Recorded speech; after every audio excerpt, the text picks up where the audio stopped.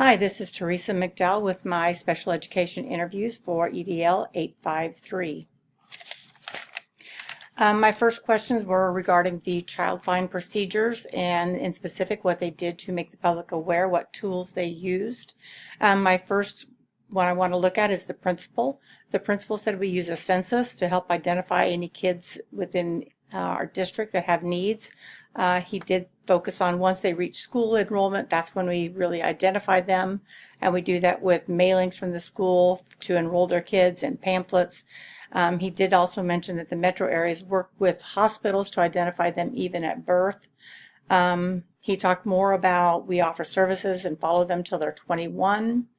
And he also said we really don't handle a lot of our services for our high need kids. The ESU is the one providing those services. The special education teacher, on the other hand, did point out that we do post notices in the newspaper when we're doing fall enrollment, so that if they are looking to enroll their kid, then we would identify them. So in the way, she is very similar to the principal in that we enroll them, we identify them when they're enrolling for school instead of in that birth to 5 area of time. She also said we publish it in the student parent handbook.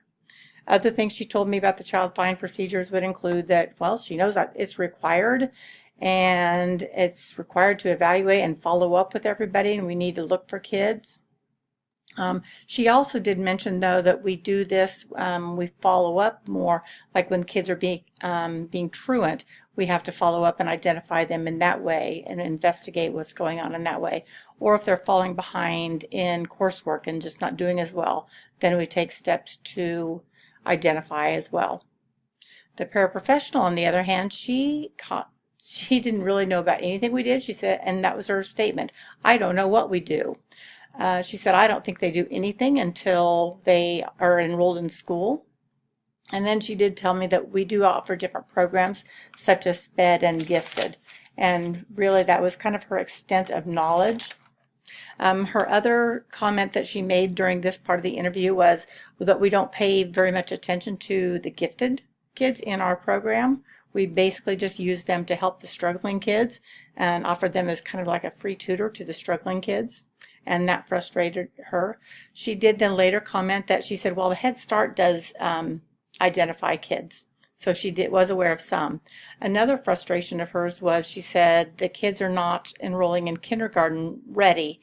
There used to be the rule or the law that kids had to be tested or assessed to go into kindergarten so that they knew what if the kid was ready or not, readiness skills, and that is no longer allowed.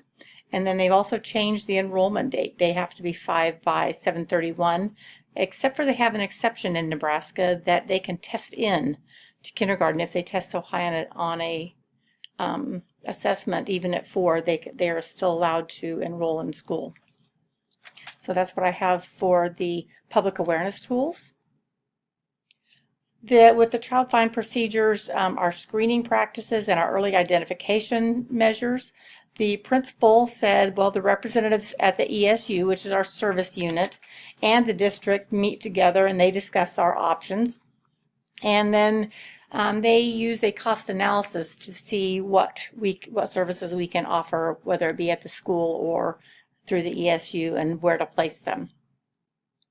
The special education teacher said that, well, we always start with the SAT team and we meet, then we observe and document their behaviors, and we we do interventions during that time for 30 to 60 days while we're observing them.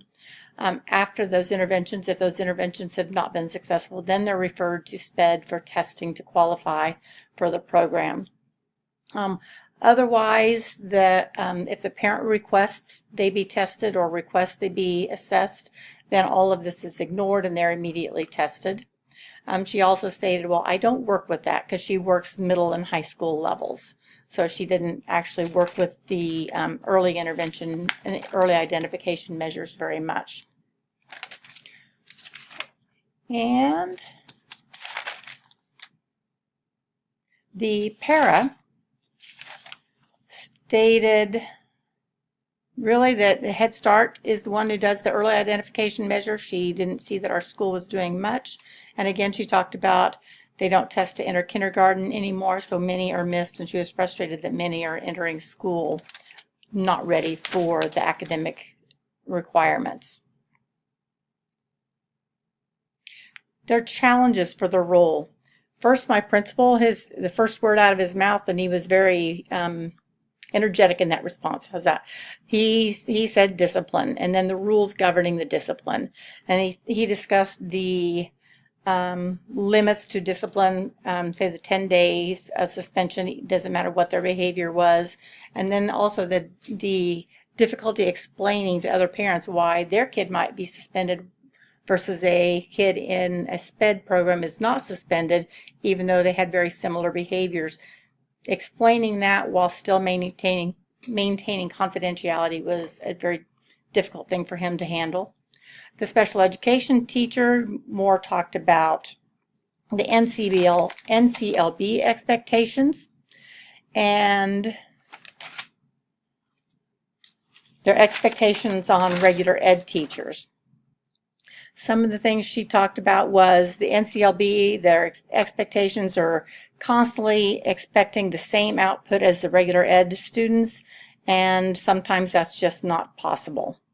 And then with the regular ed teacher, she talked about the differentiations in classroom, and some that she feels that's like too much expectations on the regular ed teachers because they've not been trained, or that's not their specialty. Their specialty is their core content area as opposed to how to differentiate and how to modify and how to accommodate.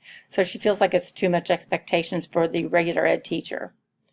The paraprofessional totally agreed with the principal on this, and she said discipline and lack of respect. And then she discussed how prevalent the lack of respect was in students. And she said she was really troubled with it, and she said she's really troubled that the kids don't even understand what discipline is, and she's troubled that they have no role models at home. Moving on to rewards of the role. My principal said building relationships. He gets a lot of gratifications out of building relationships and even friendships with students and staff, and seeing the students succeed really was a reward for him. The special education teacher related with the principal and talked about the connections with the kids. She really enjoyed getting to know them, building a rapport with them and building the rapport with the parents. And some of the comments she told me were some of the kids have stated she's just like their second mom, and she's really rewarded when the kids pop in the classroom to just say hi even after they've graduated or moved on. So that's a big reward for her. The paraprofessional commented more on working with the kids versus working with the parents or others, and she really enjoyed when the kids begin to understand a difficult concept, when that light bulb moment comes and they start to understand a problem or a concept that they were working hard to get through, and they persevere through their difficulties and reach their goals, and that's what really rewards her. And let me see, I had some notes on that. The para also commented just on their willingness to work, even though it was more difficult, more hard for them to work through their problems. They would just persevere, and just seeing their perseverance through all their difficulties really was rewarding for her. Supervision advice for the principal. He said work with a SPED teacher.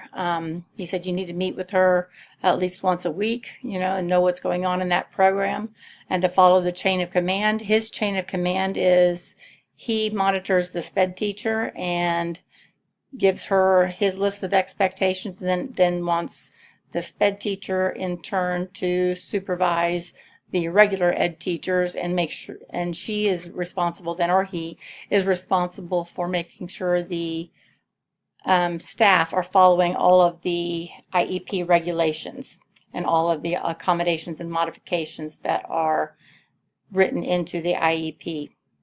He also said in working with the SPED teacher, his directive to the SPED teacher is make sure all teachers have a list of accommodations for each student so they know by law what they are required to give each student.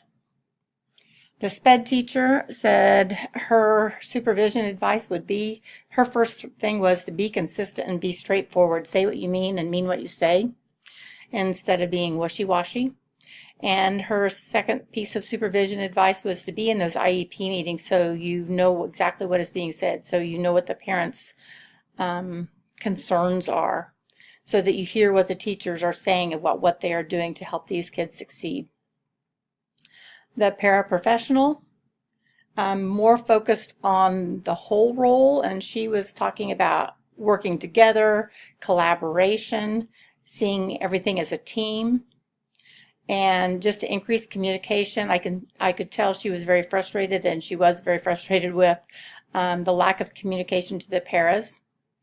And she talked then about listening too. She said, just listen to us. We know what we're doing, and we have insight into things.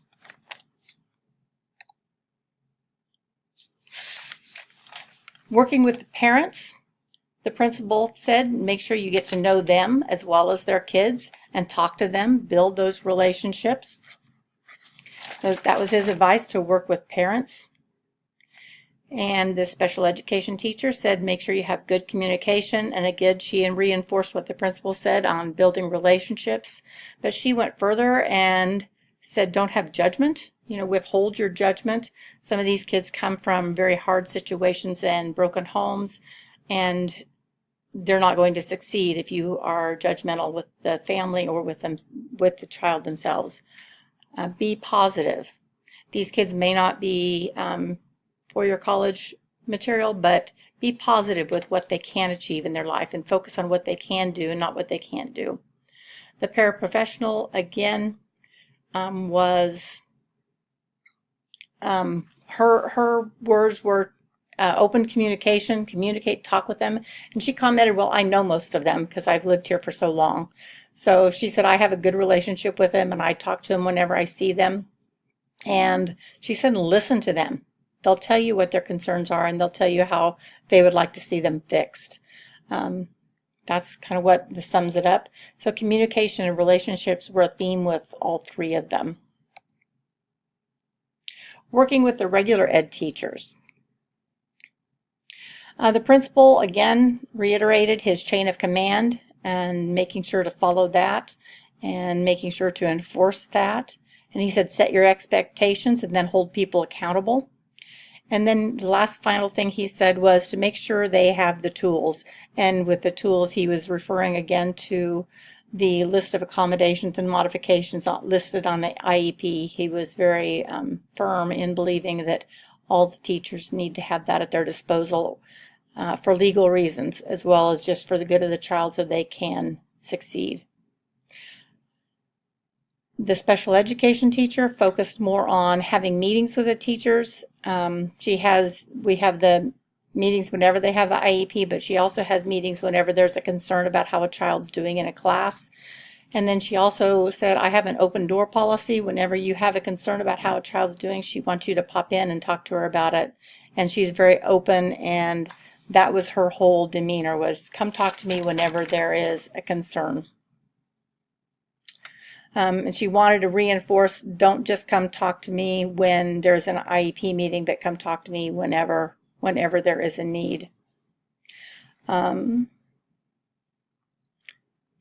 paraprofessional was very adamant in the regular ed teacher, focus on all the kids, don't single out a kid in the classroom. Don't make them feel different.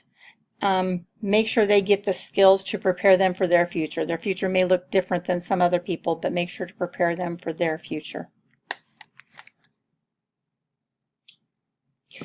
First year administrator advice, the principal said, make sure you spend time with a SPED teacher, get to know her, get to know what she does, get to know the program and how it's run. Then he focused on building relationships with the students and understand where you need to dedicate the resources. And here he talked about a couple different things, but one of them was we have, I'd said earlier that some of our students